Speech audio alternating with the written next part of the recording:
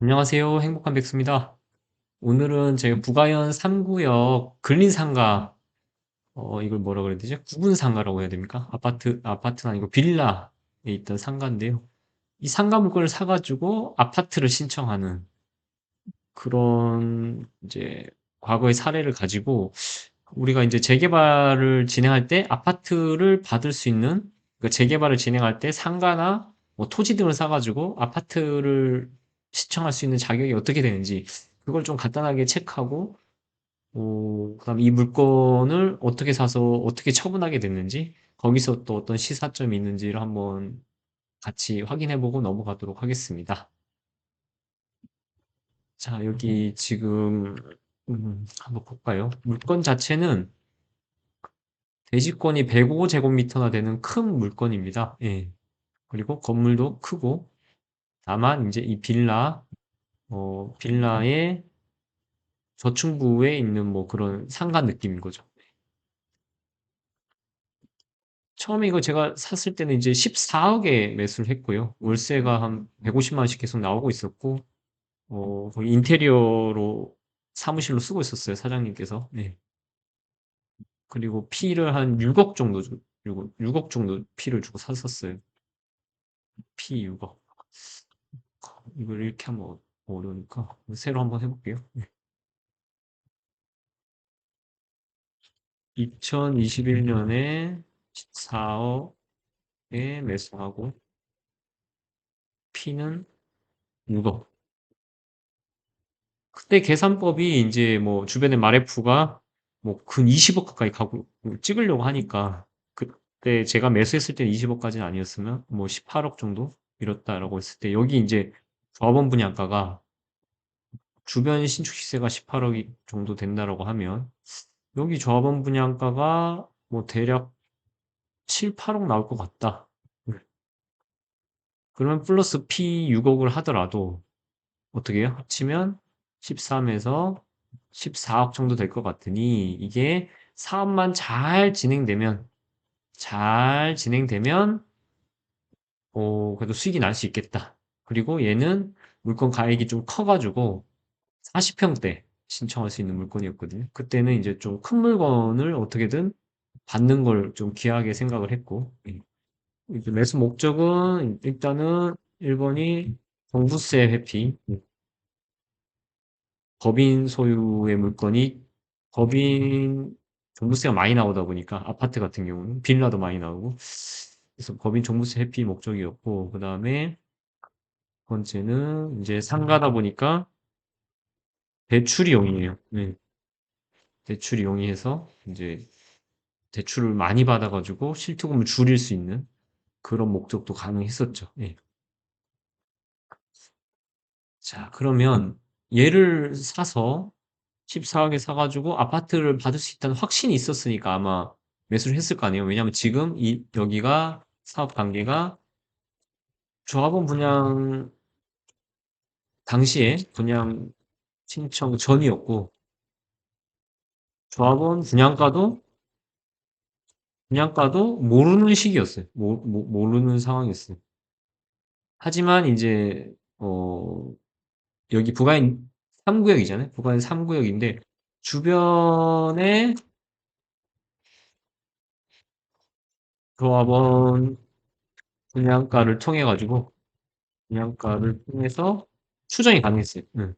대충 뭐 여기 조합원 분양가 얼마 나올 것이고 그리고 이 물건에 대한 감정가는 있으니까. 예, 이 물건은 아까 P가 6억이라고 그랬잖아요. 예, 보이시나? 여기가 감정이 8억이니까 6억을 더하면 매매가가 14억이 되는 물건인 거죠. 자, 그러면 이 물건이 왜 아파트 신청 자격이 되냐? 일단은 아까 그 경매 자세히 볼게요. 이게 이제 제 물건이었는데 경매로 매각이 됐어요. 이제 안타깝게도 12억에 매각이 돼가지고 손해를 많이 봤는데요. 예. 물건 자세히 보시면 대지권이 105제곱미터로 커요. 그리고 아까 얘기했다시피 그 조합원 감정가가 8억이 나왔어요. 8억 100, 정확하게 8억 100이 나왔죠. 그러면 재개발해서 아파트 신청 자격이 어떻게 되냐. 그걸 보면, 첫 번째, 어, 이게 상가든 토지든 간에 토지가 90제곱미터 이상이면 신청이 가능해요. 여기 약간 오타가 있는데 이건 지우고 다음에 소유하고 있는 물건 권리 가액이 분양용 최소 규모 공동주택 1가구 추산액 이상이자 이게 뭔 말이냐면 이거 원문을 좀 먼저 보시면 될 텐데 자, 이게 이제 서울시 조례예요. 서울시 조례인데 아까도 첫 번째 얘기했던 게 소유하고 있는 종전 토지 총 면적이 90제곱 이상 하나 있고 1번 2번은 분양 신청자가 소유하고 권리가액이 분양용 최소 규모 공동주택 1가구 추산액 이상인 자 뭔가 아파트 가격보다 내가 가지고 있는 상가나 토지의 권리가액이 크다. 이 느낌인 것 같아요. 그죠? 그럼 이걸 다시 좀 예시를 들어서 설명을 드리자면 이게 부가의 상구역 같은 경우는 여전히 그 이제 조합원 분양가가 안 나와 있는데 이게 부가현 2구역이에요. 부가현 2구역의 조합원 분양가인데 이걸 매수했던 시점, 이 시점 2021년에도 여전히 이 가격이 안 나오긴 했지만 부가현 2구역만 있는 게 아니라 부가현 뭐 1구역도 있고 그 1-1, 1-2, 1-3에 사업 진행되는 걸 제가 다 봤고 그 다음에 그 밑에 아현 뭐 2구역이라든지 걔들의 조합원 분양가들을 전반적으로 분석해 본다라고 했을 때 또 이 안에 이런 3구 제곱이라든지 이런 작은 평형이 있단 말이에요. 아주 작은 평형이 있기 때문에 얘가 조합원 분양가가 과연 얼마일 것인가? 얘가 얼마일 것인가? 이게 평균적으로 3억 6천이다. 그리고 이게 뭐 1층 같은 경우는 3억 2,300이다. 근데 지금 저게 간평이 얼마예요? 제가 매수한 건 8억이잖아요. 그 어지간해 가지고는 뭐 5구 타입이 있을 수도 있고 뭐 4, 6이나 3구 타입이 있을 수 있는데 얘들이 제일 작은 면적이 조합원 분양가 8억이 넘어갈 가능성은 지극히 낮기 때문에 그럴 가능성이 없기 때문에 얘는 그냥 어떻게 해요? 이 가액으로도 분양이 가능하다. 아파트 가능하다. 그리고 토지가 90제곱 이상 요것들로도 가능하다. 그렇기 때문에 뭐 아파트 신청하는데 크게 지장이 없었고 그리고 뭐 가액 자체가 8억이기 때문에 8억 되면 보통 여기가 중심적으로 3억대가 중심적인 가격인데 8억대가 나왔다는 건 뭐예요? 대형이 가능하다. 예. 안정적으로 40평대가 가능했기 때문에 그래서 매수를 한 거죠. 예. 자, 그러면 여기서 약간 응용을 좀 해보자면 토지가 만약에 50제곱밖에 안 되는데 예. 이걸 가지신 분은 아파트 신청이 가능할까요? 만약에 부가현 2구역에 이런 물건을 가지고 있다고 가정을 해볼게요. 토지가 원래는 90제곱 이상이야 나오잖아. 맞죠? 90제곱 이상이 나오는데, 어? 그런데 만약 토지 그 간평액이 3억 2,300만 원보다 크다. 이 토지 50제곱인데 간평이 5억이 나왔어. 조합원 그걸 이제 용어로는 권리가액이라고 표현을 하는데 실제로는 간평액이에요. 간평액. 5억이 나왔어. 그러면 그 금액보다 크니까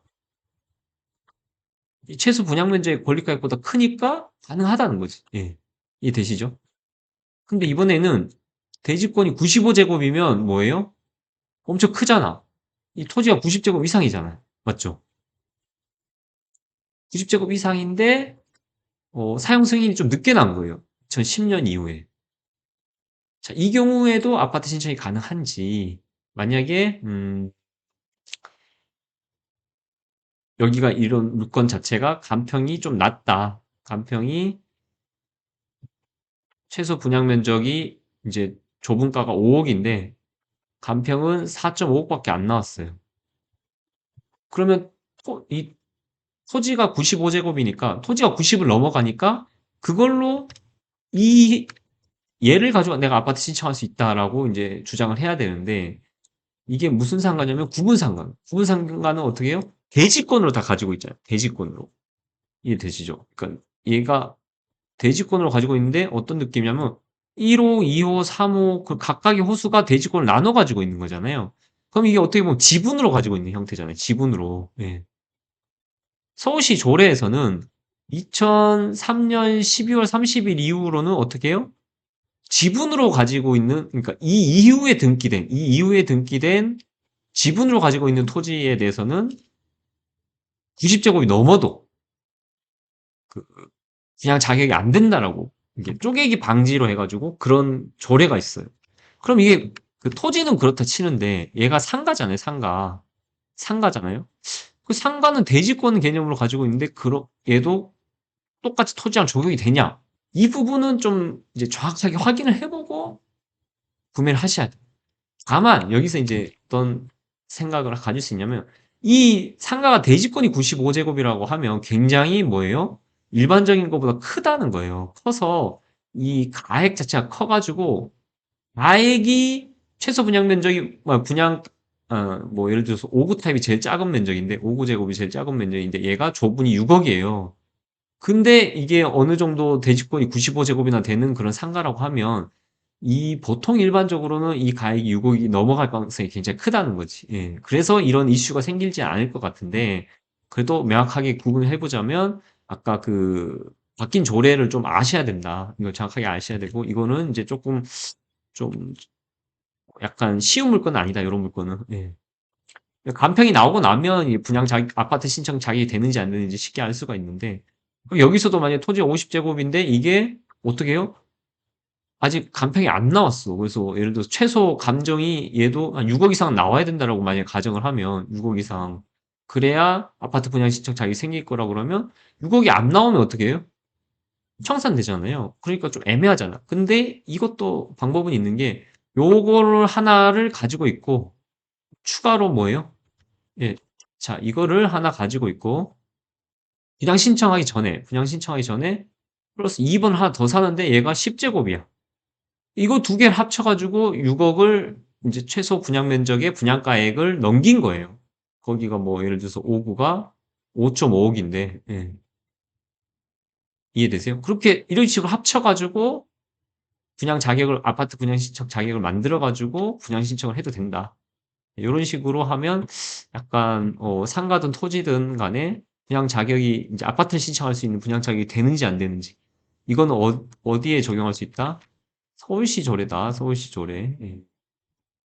서울시 조례니까 다른 시는 또 다르다. 예. 그렇게 이해를 하시면 되고. 예.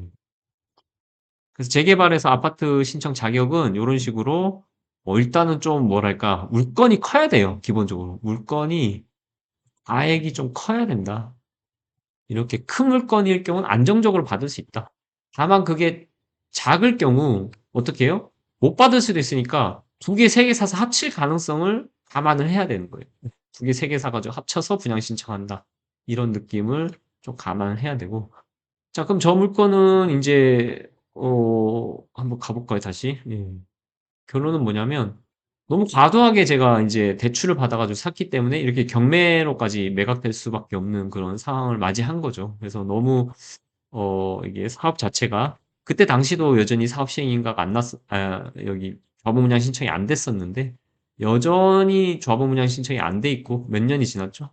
3년이 지났는데 이게 결국 사업이 진행이 안 되면서 늦어지면서 큰 목표한 바와 다르게 이제 수익을 거의 못 내고 오히려 손해를 보고 빠져나오게 매도를 하게 된 거죠. 예. 잘 빠져나오지 못하고. 그래서 이렇게 레버리지를 이용하게 되면 위험할 수 있다. 이런 것들을 좀 잘 교훈으로 삼고 안정적인 투자, 적당하게 투자하는 여러분들이 되셨으면 좋겠습니다. 저 같은 경우는 이제 그러질 못해서 이렇게 고생을 하고 있으니까요. 막 카톡이 올리니까 빨리 꺼야 되겠어요. 예. 이걸 미리 설정을 해놨어야 돼요. 너무 죄송합니다. 이 내용이 도움되셨다면 구독과 좋아요, 알림 설정까지 부탁드리겠습니다. 다음에 또 찾아뵙겠습니다. 감사합니다.